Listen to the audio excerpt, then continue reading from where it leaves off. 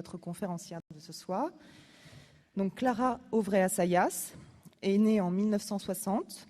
Elle est professeure de langue et littérature latine à l'Université de Rouen.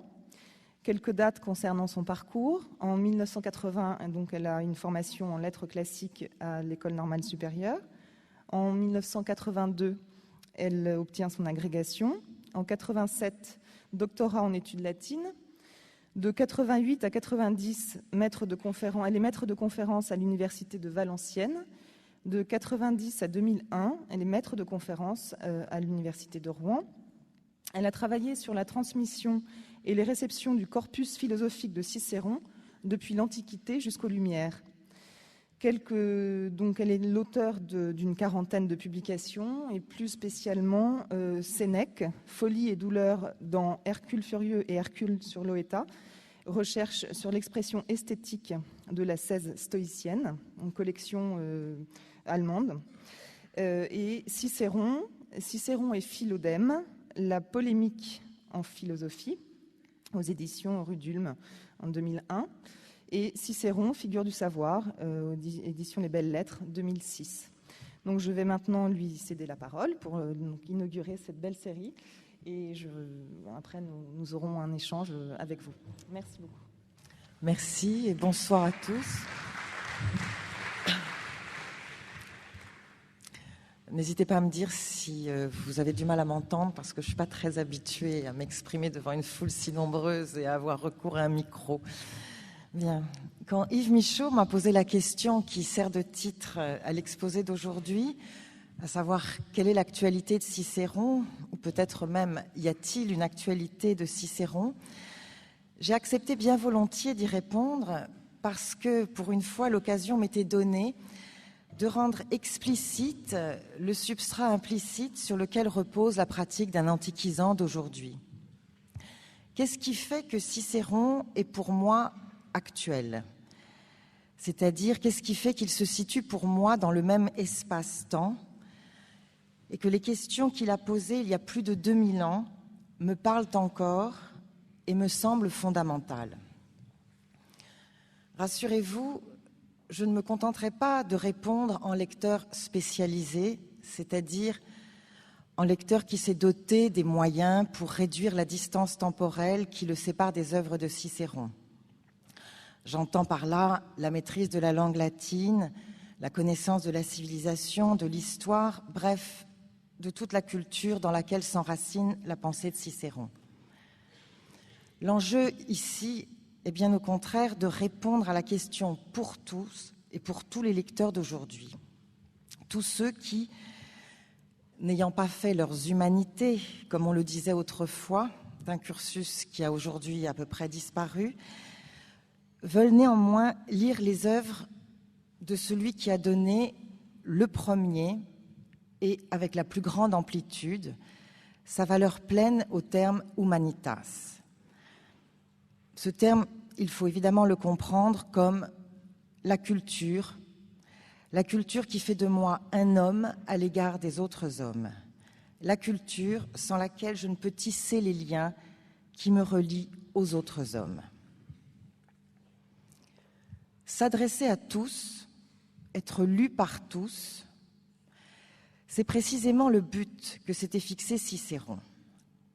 Et je le cite dans les Tusculanes. Pour ma part, écrit-il, je pense que quel que soit le sujet qu'on traite par écrit, il doit être digne d'être lu par tous les hommes cultivés. Mais ces œuvres sont-elles encore lisibles ?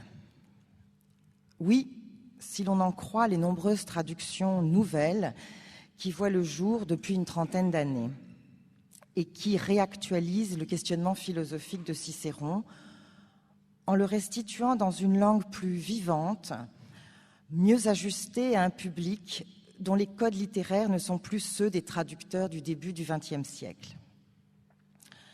Pourtant, Cicéron ne jouit pas autant que d'autres de cette permanence des classiques qu'on cherche à réactiver sans cesse. Je pense au succès de librairie que peuvent connaître les présocratiques, malgré leur état fragmentaire. Je pense évidemment à Platon ou à Lucrèce dont on a offert le volume dans les séries du Monde. Ce n'est pas le cas de Cicéron.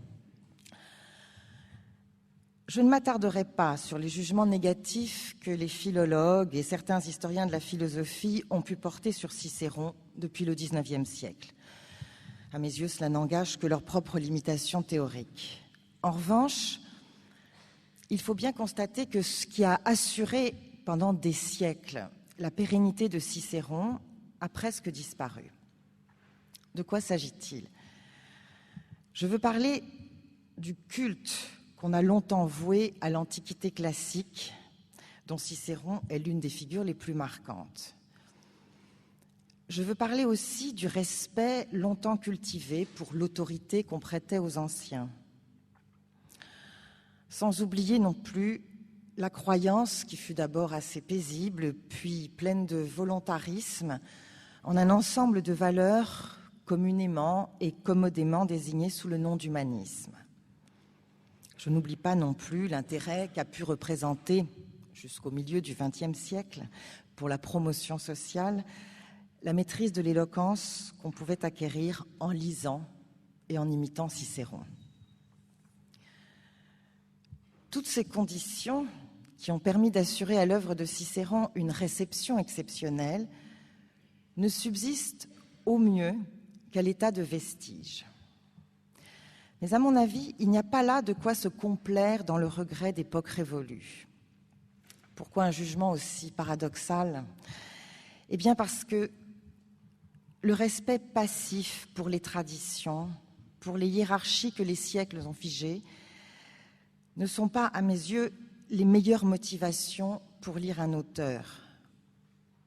Et c'est encore moins vrai dans le cas de Cicéron, car lui a su, en relisant ses anciens, c'est-à-dire toute la philosophie grecque, depuis les présocratiques jusqu'aux épicuriens et stoïciens de son temps, sans oublier bien sûr Aristote et surtout Platon, qui est pour lui le plus important, Cicéron donc a su nourrir une pratique active et critique de la philosophie.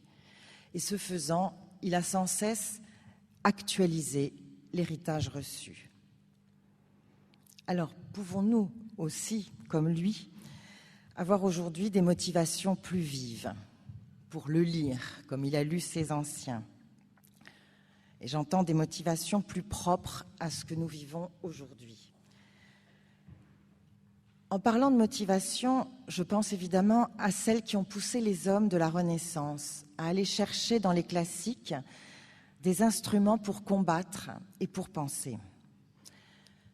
En ce sens, on peut chercher dans l'époque que nous vivons ce qui peut créer de nouvelles conditions pour aller chercher dans Cicéron de quoi penser aujourd'hui. Cela a déjà été fait dans un essai passionnant auquel son auteur, Philippe Muller, a donné pour titre « Cicéron, un philosophe pour notre temps ». Ce qui, selon Philippe Muller, fait la valeur et l'intérêt tout actuel de Cicéron est lié au déclin des systèmes totalitaires, au déclin du culte du grand homme, qui avait beaucoup profité à César et à ses descendants politiques modernes.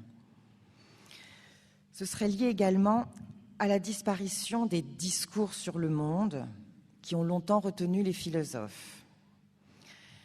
Et lié enfin aux modifications profondes et peut-être comparables au passage de la cité de Rome à l'Empire de Rome que subissent nos États dans des échanges mondialisés. Du point de vue d'une histoire à grande échelle, des lectures et des interprétations de Cicéron, ce qu'on appelle les réceptions de Cicéron, l'analyse de Philippe Muller mérite évidemment d'être retenue. Et on pourrait facilement en voir la pertinence dans les crises récentes de notre actualité.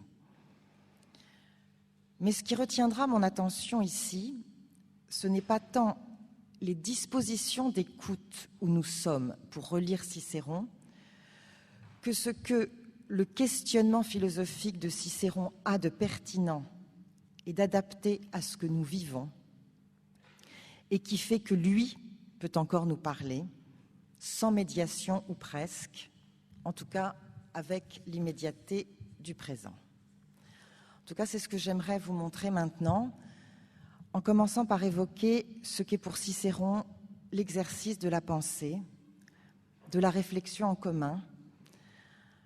En un mot, tout ce qui, dans sa pratique de la philosophie, est aujourd'hui encore un stimulant pour la recherche et un manifeste pour la liberté de penser. Lorsque Cicéron clame haut et fort son refus de toute forme d'autorité, c'est-à-dire son refus de s'en tenir à la parole d'un maître ou à la doctrine d'une école,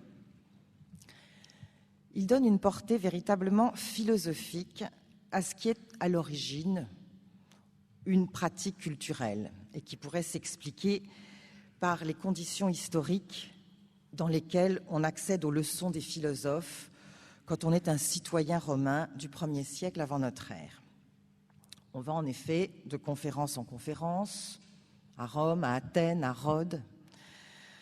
On suit les leçons d'un maître puis d'un autre. De cette pratique historiquement déterminée, Cicéron tire une méthode dont on peut évoquer rapidement les principes. Mais je commencerai par citer un passage des Tusculanes. « Mon jugement est libre.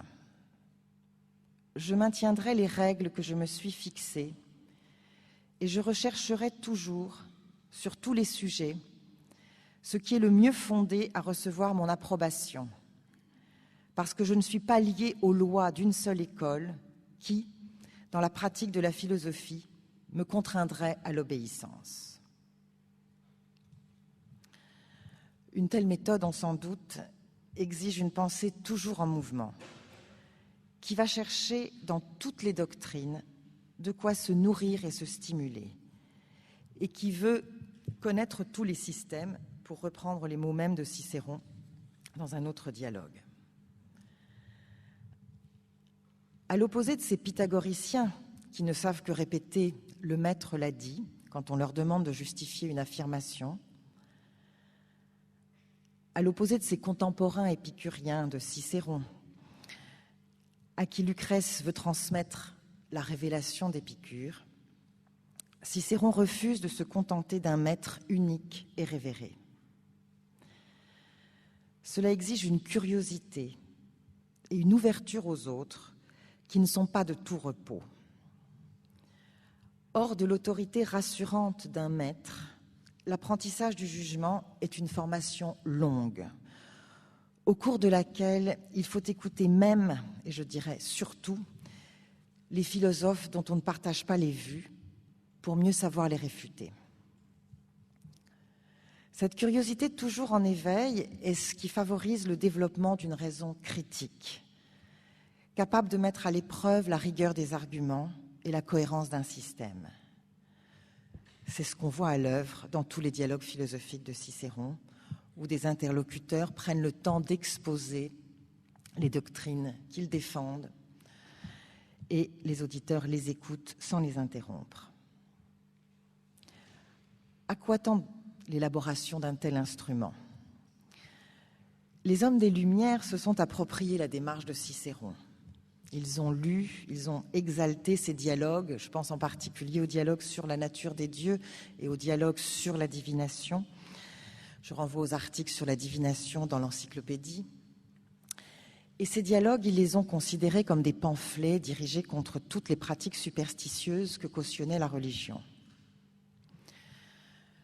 Si une telle lecture s'explique très bien historiquement, elle réduit pourtant la portée de la méthode cicéronienne.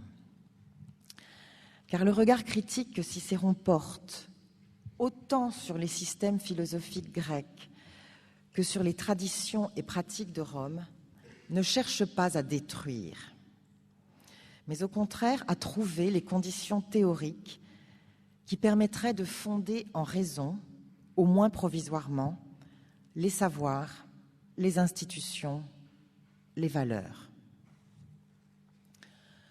Mais pour mener à bien une entreprise pareille, Cicéron s'est doté d'un outil conceptuel tout à fait neuf et remarquable, qui lui permet de relier entre eux tous les niveaux où se déploie l'activité de l'homme. De quoi s'agit-il?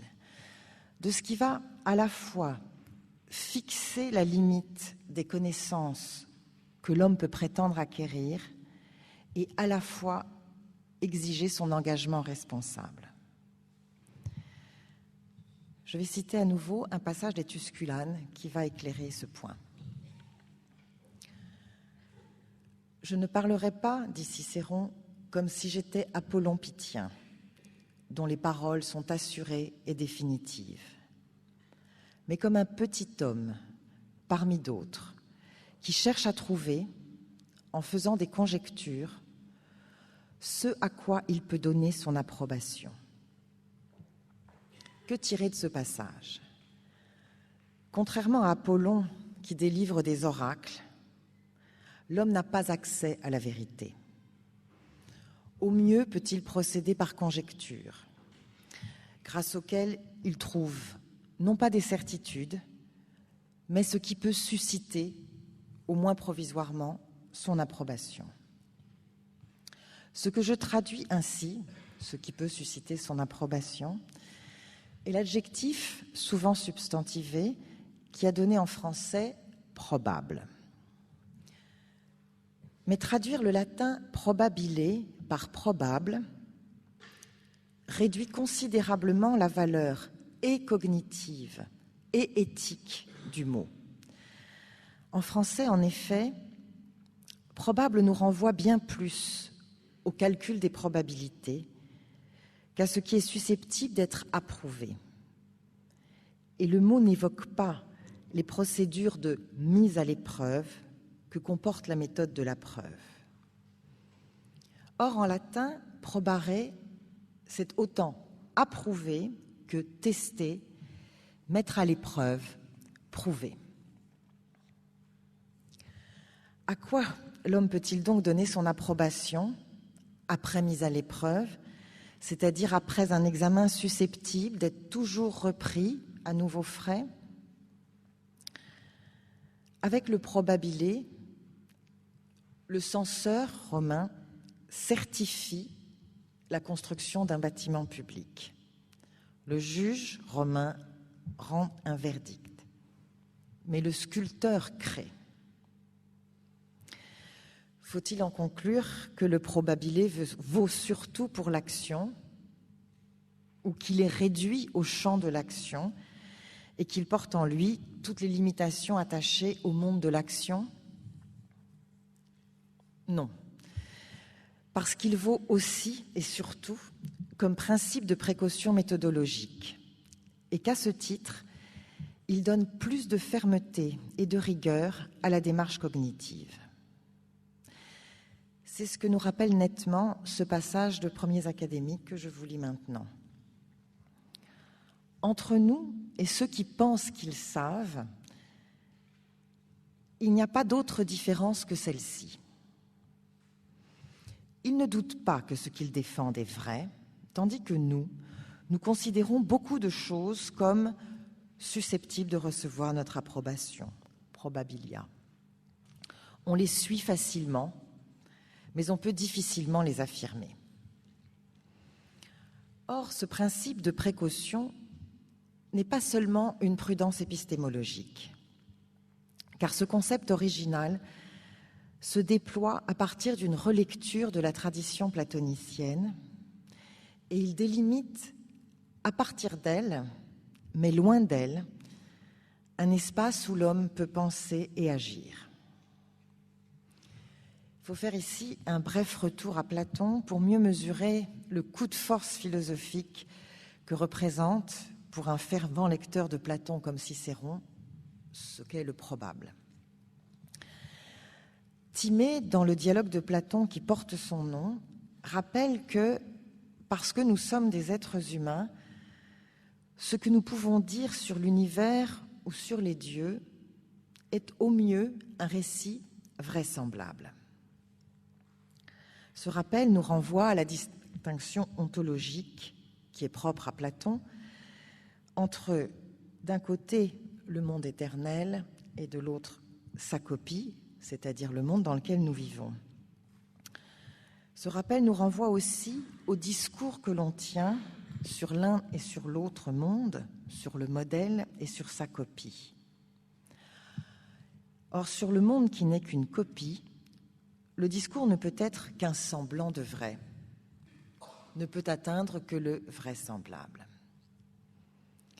Cicéron, lui, qui a choisi de traduire cette partie du Timée de Platon pour la soumettre à discussion dans un dialogue qui est pour nous inachevé ou qui nous a été transmis d'une manière totalement lacunaire, Cicéron donc ne maintient pas la distinction que je viens d'évoquer. Le discours que l'homme peut tenir sur les dieux ou sur l'univers n'est pas vraisemblable ou verisimile, mais probabile. C'est-à-dire qu'il n'est pas qualifié par son rapport à la vérité. Il est seulement qualifié par le fait qu'il est susceptible d'être mis à l'épreuve et approuvé provisoirement. Une fois pour toutes, donc, Cicéron dégage sa réflexion du cadre que lui avait fixé l'ontologie de Platon. Les conséquences en sont décisives, autant pour la conception de l'homme que va élaborer Cicéron, que pour la refondation de l'espace politique qu'il va proposer. Mais avant de prendre la mesure, dans ce que je vais développer maintenant, des modifications radicales apportées par Cicéron, je voudrais mettre en valeur l'intérêt qu'il y a, autant pour hier que pour aujourd'hui, dans sa démarche. On vient de le voir, même à l'égard du philosophe qu'il estime le plus, Platon, il maintient sa liberté de jugement, son évaluation critique, sa liberté de recréation. Il apprend à penser en lisant, en respectant, en s'affranchissant. C'est un des aspects de l'humanitas cicéronienne, c'est-à-dire d'une culture active qui fait de moi un homme, qui me constitue dans mon humanité. Alors, pour en revenir aux conséquences décisives de cette sortie du champ de l'ontologie platonicienne, il s'agit d'aborder maintenant la conception de l'homme qui en découle. Pour le dire vite, je crois qu'il y a 3 aspects qui méritent d'être retenus, au moins pour les échos qu'il rencontre dans le monde d'aujourd'hui. Tout d'abord, l'homme évolue dans un monde dont il sait qu'il n'aura au mieux qu'une connaissance fragmentaire. Or, nous dit Cicéron, c'est dans ces conditions qu'il apprend à être libre et à vivre dans une autonomie radicale à l'égard du divin. De cette situation dans le monde découle une éthique du façonnement de soi. Et dans ce travail d'artiste que l'homme exerce sur lui-même, interviennent tous les constituants qui font d'un homme un homme. Affect aussi bien que raison, corps aussi bien qu'esprit, engagement individuel et culture collective. Je vais maintenant revenir sur quelques-uns des points que je viens d'énumérer. Contrairement aux stoïciens qui font dépendre d'une physique générale les règles éthiques que l'homme doit suivre, on sait que le précepte stoïcien « suivre la nature », ça veut dire d'abord en connaître les lois. Contrairement aussi aux épicuriens qui considèrent la connaissance de la nature comme le savoir indispensable pour conquérir la paix de l'esprit et du corps, Cicéron, lui, a mis à l'épreuve les discours sur le monde tenus par les philosophes depuis les présocratiques. Et de cet examen critique, incessamment repris dans son œuvre, il tire plusieurs constats. Tout d'abord, faute de pouvoir posséder un ensemble raisonné de connaissances sûres, l'homme peut maîtriser des méthodes qui sont valables au moins pour des champs d'observation limités. C'est le cas de la médecine, de l'histoire naturelle, de l'agronomie. On constate ici que tous les acquis de l'école d'Aristote permettent à Cicéron de dévaloriser les physiques stoïciennes et épicuriennes qui prétendaient donner une explication simple et unitaire du monde. Deuxième constat que Cicéron tire de cet examen critique des discours sur le monde, c'est que si la nature échappe à notre connaissance, elle s'offre pourtant à notre contemplation. Or, ce que l'homme retire de cette contemplation vaut sur plusieurs plans. Le premier est celui de la jouissance esthétique, qui comble son esprit, qui le nourrit, dit Cicéron. Un autre plan, c'est celui d'une sorte d'intuition, le latin dit splendidement un soupçon, intuition ou soupçon donc qu'il existe un principe plus qu'humain qui peut-être préside à ce bel agencement offert à ma contemplation. Un dernier plan enfin, c'est que de cette contemplation, l'homme tire une conscience précise de sa liberté. Car chez Cicéron, le plaisir de la contemplation est grand parce qu'il n'est pas gâté par l'observation anxieuse des lois cosmiques. Je m'explique. Dans le ciel où les stoïciens lisent un enchaînement inexorable du destin, dans ce même ciel où les épicuriens voient les causes de toutes les peurs qui hantent la vie des hommes, Cicéron, lui, trouve de quoi entretenir les joies que procure l'admiration. Mais c'est une admiration qui ne réduit pas l'homme à une éthique de l'humilité. Elle ne l'écrase pas sous la grandeur du monde. Et l'exercice d'admiration qu'il nous propose est celui d'une pensée libre. Pourquoi ? Parce que c'est une pensée qui a déduit de l'expérience qu'elle fait chaque jour de ses actes volontaires que le monde ne peut pas être régi par le destin tel que le conçoivent les stoïciens. Je cite ce passage du traité du destin. Si tout se produit sous l'effet de causes antécédentes, tout se produit suivant l'entrelacement et le tissage de liaisons naturelles. S'il en est ainsi, c'est la nécessité qui produit tout. Si cela est vrai, il n'y a rien en notre pouvoir. Or, il y a quelque chose en notre pouvoir. Mais si tout se produit sous l'effet du destin, tout se produit sous l'effet de causes antécédentes. Donc tout ce qui se produit ne se produit pas sous l'effet du destin. L'exercice d'admiration est aussi celui d'une pensée libre pour une autre raison. L'homme a conclu de ses facultés d'invention, de sa capacité à interroger le monde, qu'il y avait peut-être en lui aussi, tout comme dans le monde, quelque chose qui serait plus qu'humain.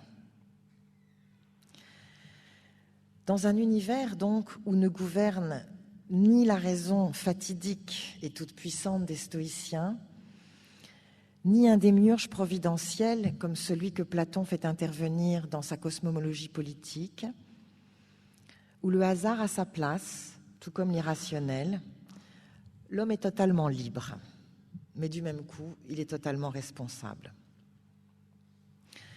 Et c'est précisément parce qu'il est libre et responsable que l'homme est, pour Cicéron, le véritable artisan de lui-même.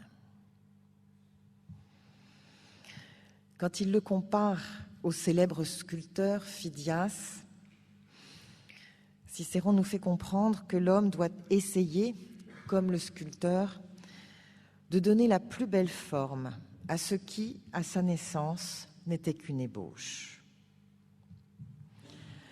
Dans ce travail incessant sur soi, il est remarquable que ce soit le modèle artistique qui l'emporte et qui l'emporte sur d'autres. J'entends par là que Cicéron ne parle ni d'ascèse ni de dressage, qui cherche à réduire le corps, à éliminer les affects. Mais il prend en compte, au contraire, toutes les capacités de l'homme, physiques et mentales, pour un développement harmonieux. Dans ces conditions, on ne s'étonnera pas que pour définir l'éthique de cet homme artiste, Cicéron choisisse de réactiver une métaphore très usée, celle du masque de théâtre. Il en fait un usage novateur, et tellement novateur que la postérité philosophique du mot est encore bien vivante aujourd'hui. Que signifie persona, l'ancêtre de notre personne? Bien plus qu'un masque, persona, c'est le rôle qu'on joue, c'est plus exactement les rôles que nous a donnés la nature à notre naissance. Mais ce rôle, il n'est pas écrit, ni par un dieu, ni par la nature. C'est l'homme lui-même qui va le façonner au fur et à mesure qu'il se construit, en tenant compte de ce qu'il y a de singulier en lui.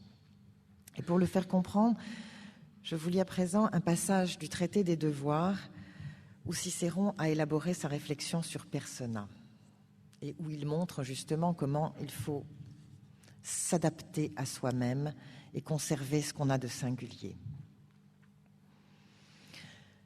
Chacun doit conserver non pas ses défauts, mais ce qui lui appartient en propre, afin de pouvoir maintenir plus facilement cette convenance à soi sur laquelle nous réfléchissons. Il faut en effet agir de telle sorte que, sans rien tenter contre la nature commune à tous, et tout en la conservant, nous suivions pourtant notre nature propre, qui consiste à évaluer les motivations qui nous poussent à agir d'après la règle de notre nature, quand bien même il y aurait des motivations plus solides et meilleures. Conserver notre nature propre, réfléchir à ce qui nous meut, à ce qui nous pousse à une action, quand bien même on pourrait recommander des valeurs plus nobles, plus civiques, qui appartiennent à un autre ordre.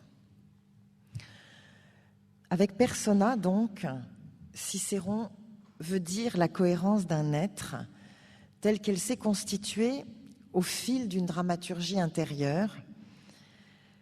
Mais un autre point qui me paraît essentiel dans l'usage et la reprise active de cette métaphore, persona, c'est la cohérence d'un être qui s'offre au regard des autres. Le masque de persona ne cache pas, mais au contraire, comme sur la scène antique, il fait voir. Et sur la scène où l'homme se construit, le regard de la collectivité, c'est-à-dire le regard de l'ensemble des citoyens auxquels il appartient, va jouer un rôle essentiel. C'est pourquoi il me semble que la métaphore du théâtre nous rappelle que l'homme n'existe pas sans les autres et que leur regard contribue à le définir. Ainsi appréhendé par Cicéron, l'homme ne correspond pas à l'objet qu'ont étudié les philosophes de son temps et ceux qui l'ont précédé. Je veux dire par là que l'homme dont nous parle Cicéron n'est pas un ignorant qu'un maître à la Socrate doit instruire. Ce n'est pas non plus un malade que des médecines de l'âme, comme le stoïcisme ou l'épicurisme, tentent de soigner. Ce n'est pas non plus l'impossible et introuvable sage des stoïciens, pas plus qu'il n'est l'insensé. Sage et insensé, vous le savez bien, les deux figures récurrentes de l'éthique stoïcienne et ces deux pôles. Radicale nouveauté, l'homme de Cicéron n'est rien de tout cela, mais en plus, il est valorisé.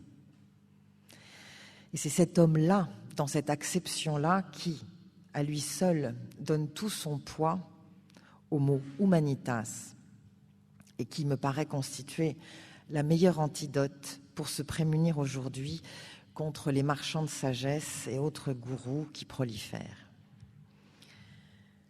Alors avec une telle conception de l'homme, pour ne pas dire une telle confiance dans ses capacités, Cicéron peut revaloriser le lieu où précisément s'épanouit l'homme.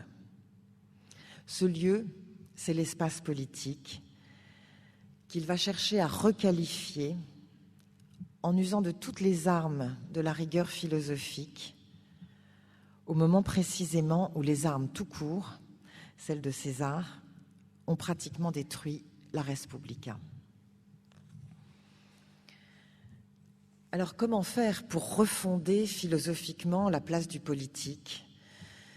Eh bien, Cicéron doit pour cela combattre avec beaucoup de vigueur deux thèses qui sont soutenues dans des termes assez proches par les écoles philosophiques dominantes, je veux dire le stoïcisme et l'épicurisme. Ces deux thèses sont les suivantes. L'homme atteint la sagesse, ou du moins l'excellence, indépendamment du rôle qu'il joue dans la cité. Et deuxièmement, le forum ne peut pas être le lieu où se déploie l'échange réglé, contrôlé par la raison. Cicéron va montrer au contraire que l'homme ne peut atteindre l'excellence que dans l'accomplissement de son rôle politique. Et je commencerai par citer ici un passage du dialogue sur la République. En aucune autre activité, l'excellence humaine ne s'approche aussi près de la puissance des dieux que dans la fondation de nouvelles cités ou la conservation de celles qui sont déjà fondées. Alors c'est là la leçon du dialogue sur la République et celle du songe de Scipion qui, vous le savez, conclut ce dialogue. Mais en accomplissant son rôle politique, en pratiquant les deux vertus politiques que sont la pietas et la justitia, le magistrat dont nous parle Cicéron ne prétend pas égaler les dieux, comme les Césars qui seront tous peu après divinisés. Non, il cherche simplement à s'acquitter au mieux de son métier d'homme, ce munus humanum que lui a confié dans son discours, donc l'ancêtre de Scipion. Alors en quoi consiste ce métier ? Eh bien, il s'agit de veiller sur ce globe qu'on appelle la Terre. Plus précisément, il faut tenter de conserver, comme un beau tableau qu'on vous aurait confié, les institutions de la cité, telles que toutes les générations d'hommes qui nous ont précédés nous les ont transmises. Rester sur terre, ne pas fuir, assumer les héritages transmis, savoir les transmettre à son tour, toutes ces injonctions font de l'espace politique le lieu d'un accomplissement, et d'un accomplissement d'autant plus valorisé qu'il est difficile. En tout cas, ce n'est pas cette terre brûlée où règne le bon plaisir du plus armé. Refonder la valeur de l'espace public qu'est le forum, cela veut dire aussi, et c'est là le deuxième combat que Cicéron doit livrer, cela veut dire aussi que l'on croit encore à un usage réglé de la parole publique. Sur ce point, Cicéron fait preuve, là aussi, d'une confiance extraordinaire dans la rationalité de l'homme. Alors, ce n'est pas un naïf. Il est avocat. Il a plaidé beaucoup de causes. Il connaît très bien les pièges de la parole, les risques de la démagogie. Mais il refuse de s'en tenir aux disqualifications de la parole publique qu'on croit pouvoir trouver chez Platon, dans le Gorgias surtout, et qui ont tenu les stoïciens et les épicuriens hors d'un espace où il devait pourtant jouer un rôle. L'attitude de Cicéron est d'une très grande cohérence. Il met en effet sur le même plan, on l'a vu avec Probabile, le but que l'homme peut atteindre dans ses enquêtes philosophiques. On ne peut pas aller au-delà du Probabile quand on a, entre amis, exploré, mis à l'épreuve toutes les doctrines qu'on s'est chargé d'explorer ce jour-là. On n'ira pas plus loin que le Probabile. Mais ce Probabile-là, c'est aussi tout ce qui donne assise et fermeté aux actes de l'homme. Donc les deux niveaux sont absolument liés par l'usage du même terme. Dans ces conditions, rien ne justifie que l'espace du forum soit dévalué par rapport à celui des entretiens philosophiques. Rien ne justifie non plus que le discours politique soit en deçà de celui du philosophe. L'argumentation qu'utilise Cicéron se déploie sur plusieurs registres. Il rappelle d'abord, et il évoque pour cela Aristote, et il le fait dès son premier grand dialogue sur l'orateur, il rappelle d'abord qu'on doit considérer que les arguments de la discussion philosophique et ceux qu'on emploie au tribunal sont tous puisés à la même source. Ce sont les fameux lieux. Ces lieux reposent sur un même usage des relations logiques. Ce point, il l'a amplement développé à la toute fin de sa vie dans les Topiques. Cicéron va adopter ensuite un point de vue historique. La culture des Romains, rappelle-t-il, est historiquement façonnée par l'apprentissage du droit. Et c'est par le raisonnement juridique que les Romains se forment à l'analyse logique. Il y a donc potentiellement, dans la culture romaine, de quoi structurer l'apprentissage d'un discours rigoureux et éloquent. Et si, poursuit Cicéron, on donne à la philosophie la place qu'on accorde au droit dans la formation des jeunes Romains, rien n'empêche que surgissent à Rome des magistrats, orateurs, philosophes. On connaît, nous, la suite de l'histoire. On sait qu'avec Cicéron s'est éteinte la dernière parole politique nourrie de philosophie. Mais rien n'empêche de penser que ce qui était un très beau projet pour Rome il y a plus de 20 siècles a toujours son intérêt pour notre immédiate actualité. J'entends par là que placer l'excellence de l'homme dans son engagement pour la cité, comme le fait Cicéron, faire de la conscience assumée que l'homme a de ses limites, faire de cette conscience assumée le principe et la condition de sa liberté et de sa responsabilité, c'est donner à l'homme d'aujourd'hui, en parlant de l'homme d'hier, les moyens de se reconstruire et de refonder le lien social et politique.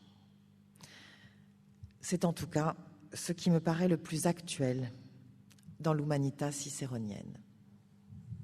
Je vous remercie pour votre attention.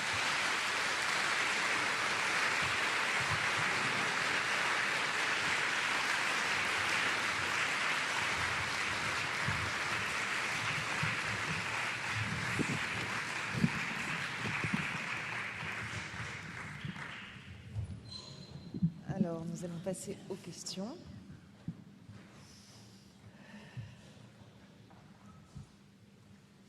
Oui, monsieur au milieu.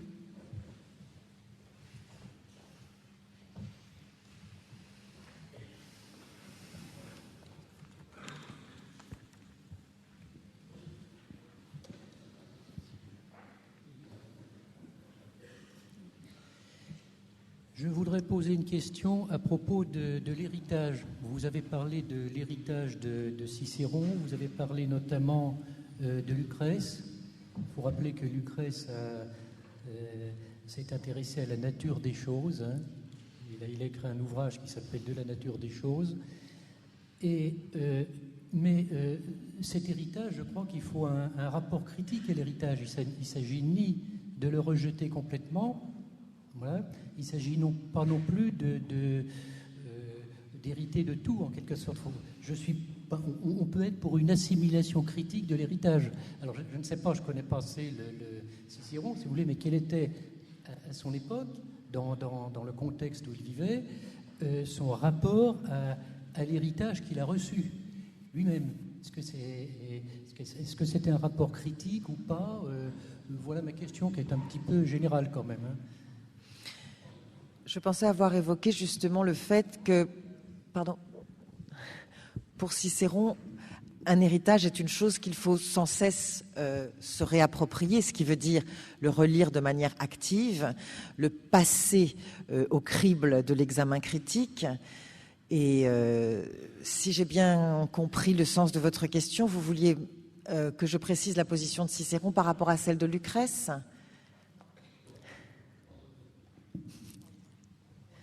Oui. Alors, ce qui est assez singulier dans la position de Cicéron par rapport aux pratiques philosophiques qu'on peut connaître à son époque, c'est que lui précisément n'a pas cherché à transmettre une parole révélée comme Lucrèce le fait, même s'il a apporté énormément à la doctrine d'Épicure. Mais le but explicite de Lucrèce est de transmettre et d'une certaine manière de rivaliser dans sa langue latine avec le grec d'Épicure. Et chez Lucrèce, c'est évidemment à la fois un projet philosophique et un projet poétique. La position de Cicéron n'est pas du tout la même, puisque tout en étant un fervent lecteur de Platon, il n'a jamais cherché à faire autre chose que se demander quelle était de son temps la pertinence, l'actualité des œuvres de Platon confrontées à d'autres systèmes qui sont nés après l'œuvre de Platon.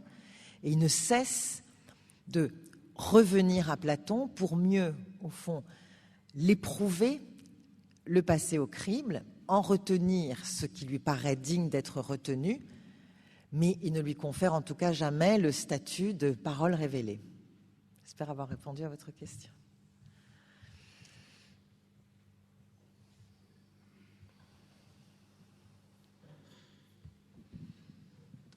Autre question ? Oui, monsieur. Le micro. Attendez le micro, s'il vous plaît. Voilà. Madame, vous avez procédé à une admirable synthèse de la pensée de Cicéron et qui s'étend évidemment sur un nombre incalculable de volumes. Et ça, je vous en félicite. Merci. Seulement, je crains que, après cette conférence, les gens ou le public n'aillent pas se précipiter sur l'œuvre de Cicéron. Parce qu'elle est, si vous voulez, mais au fond, ce serait le but.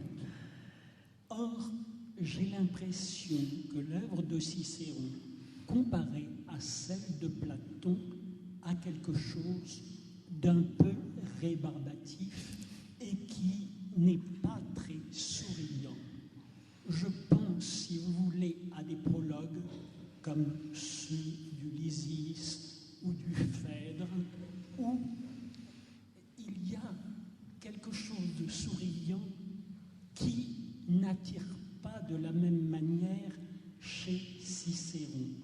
Il y a, par exemple, dans le De Finibus, au début du livre 5, il y a une expression des amis de Cicéron qui sont à Athènes et qui essaient de retrouver le souvenir de Socrate ou d'Aristote. Et il y a dans ce passage quelque chose d'extrêmement souriant, mais qui est exceptionnel dans le cas de Cicéron.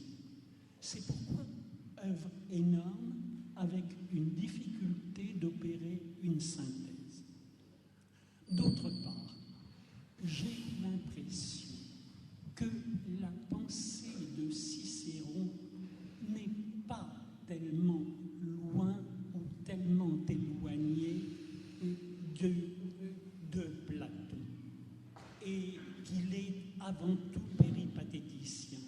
Et quand on lit le De Finibus, il s'attaque d'abord aux épicuriens, ensuite aux stoïciens, et finalement, il termine par un éloge des péripatéticiens.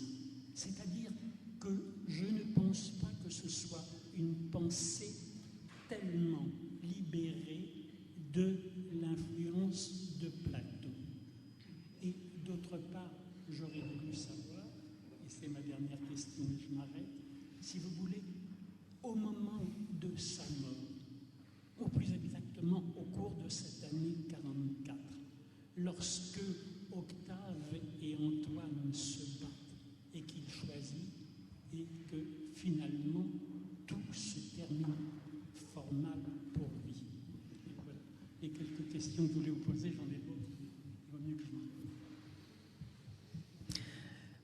Je ne suis pas sûre d'avoir parfaitement compris le sens de votre question. Bon, je ne vais pas ici plaider la cause de Cicéron contre Platon. Ça, je crois que l'appréciation littéraire que l'on peut avoir des mises en scène platoniciennes par rapport à celle de Cicéron reste tout à fait libre. Je crois tout simplement que la situation d'écriture dans laquelle se trouve Cicéron est différente. Il aurait pu, il avait les moyens littéraires de le faire, faire du Platon, faire une scénographie platonicienne. Il joue plutôt au contraire à mettre des dispositifs qui vont évoquer Platon, mais pour montrer les distances qu'il prend avec lui.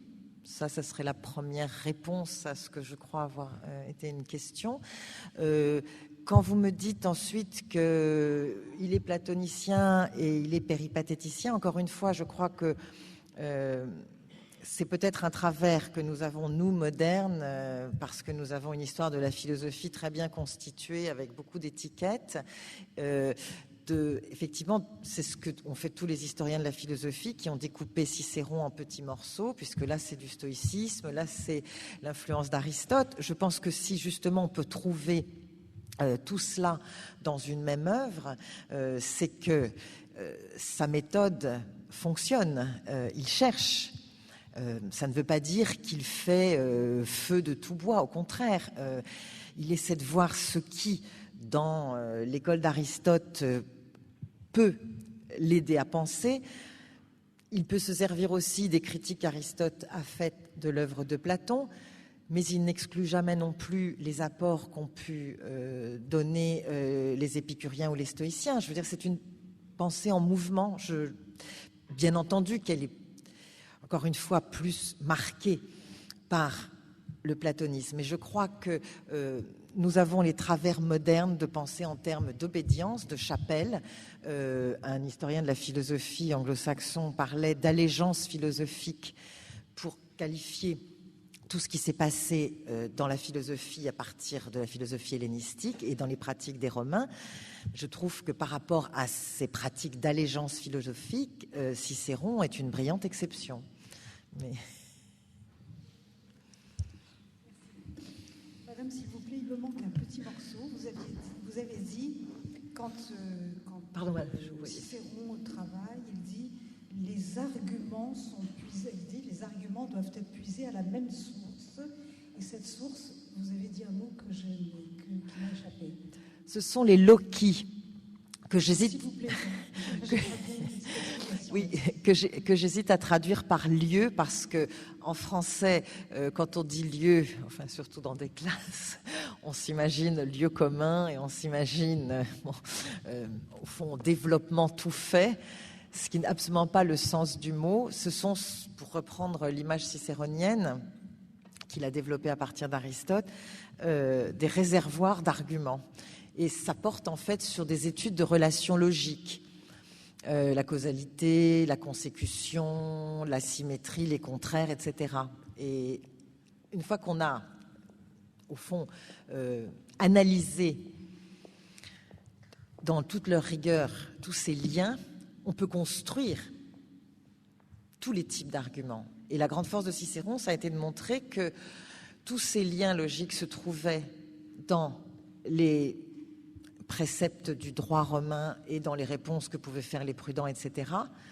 Et de cette façon, il enracinait la logique et l'argumentation philosophique dans une pratique romaine. Je n'ai pas été assez claire. D'autres questions? Oui. Devant, oui, monsieur. Souvent, à propos des Grecs, on dit qu'il faut distinguer ce que nous appellerons démocratie actuellement et ce que les Grecs entendaient par démocratie. Est-ce qu'on peut dire que Cicéron mettait tous les hommes sur le même plan? C'est-à-dire que finalement, par exemple, les esclaves, est-ce qu'il a fait quelque chose là-dessus? Non. Non, il faudra vraiment attendre Sénèque pour qu'il y ait une réflexion sur la valeur humaine d'un esclave. Mais je pense qu'en même temps, ce n'était pas une réflexion dont Cicéron était très éloigné. Mais il n'y a rien de spécifique, non.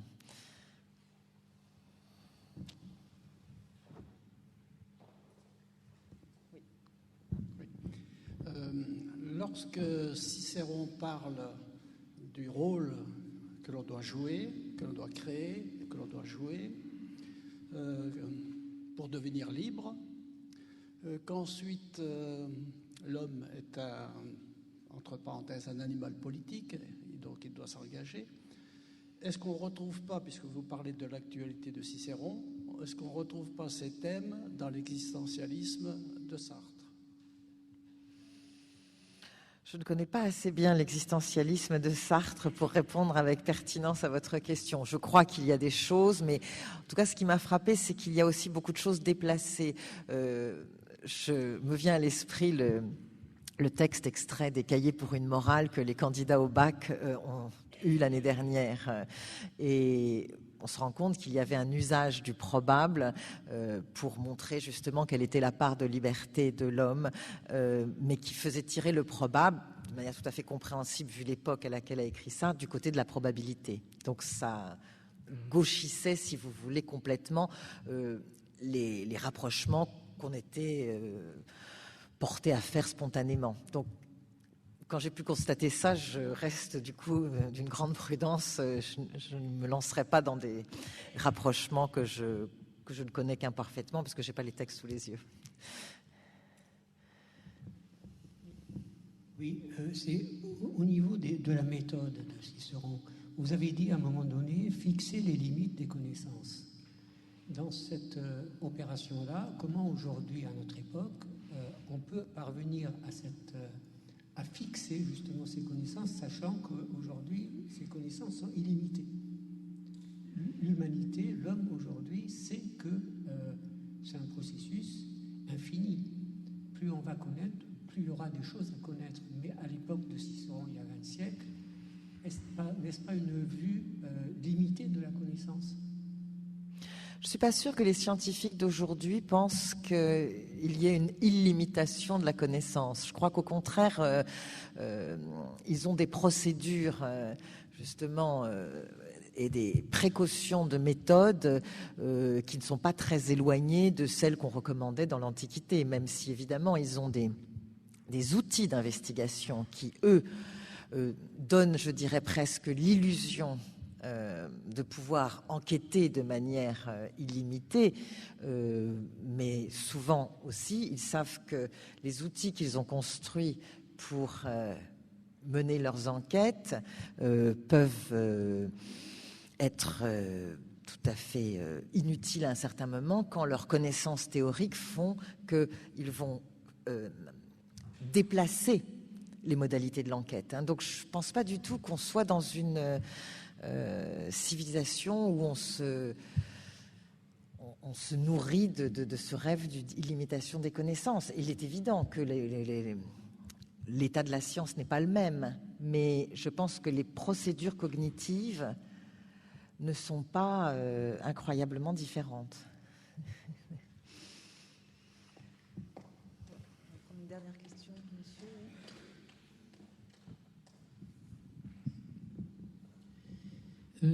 Vous avez parlé de la connaissance à maintes reprises. Je ne sais pas, je connais mal Cicéron, si vous voulez, mais je pense qu'il faut faire la distinction entre la connaissance, on va dire, de nature scientifique, c'est-à-dire la connaissance de la nature, la physis, si vous voulez, la physis, c'est la nature, au fond, et la connaissance de la société. Parce que les lois de la nature, il y a comme des lois qui sont bien déterminées, qu'on connaît, qui seront encore vraies dans 50 ans, mais toute société humaine est quand même une variable. Les civilisations ne sont pas éternelles.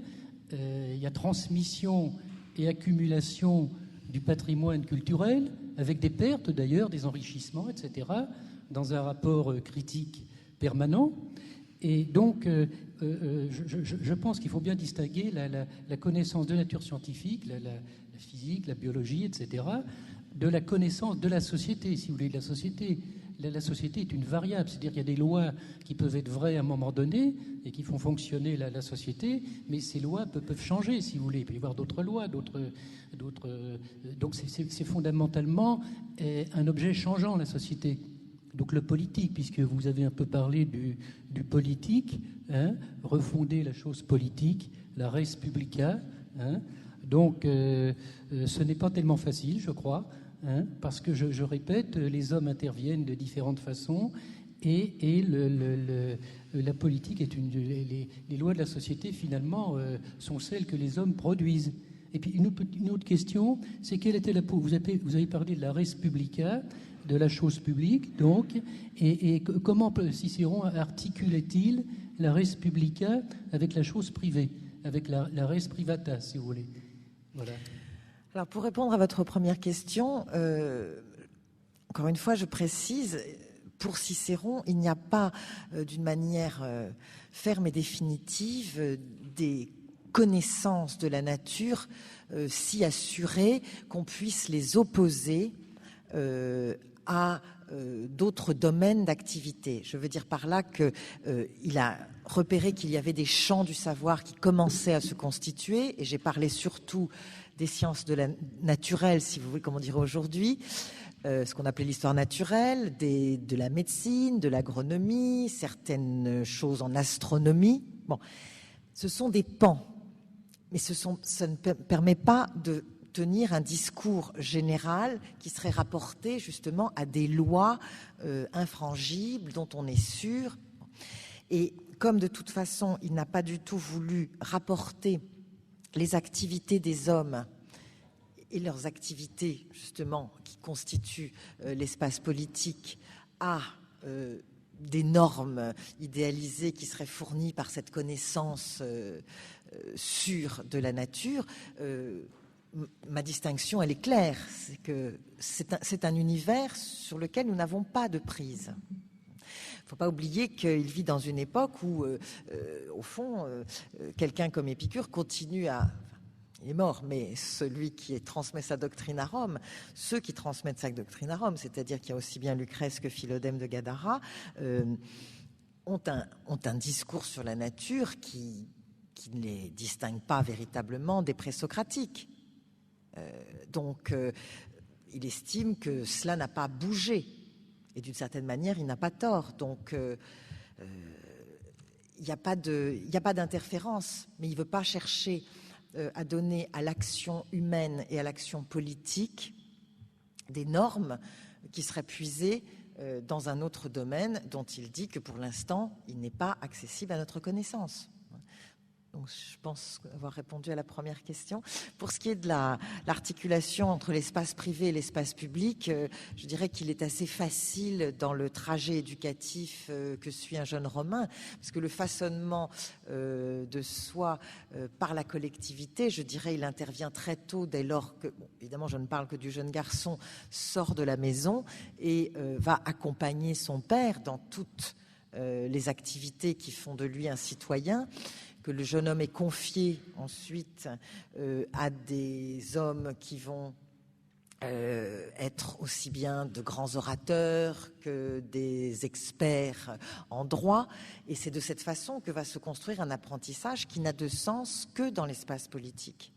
Donc, je dirais que le passage est très fluide et très progressif. Clara Auvray-Assayas, merci beaucoup.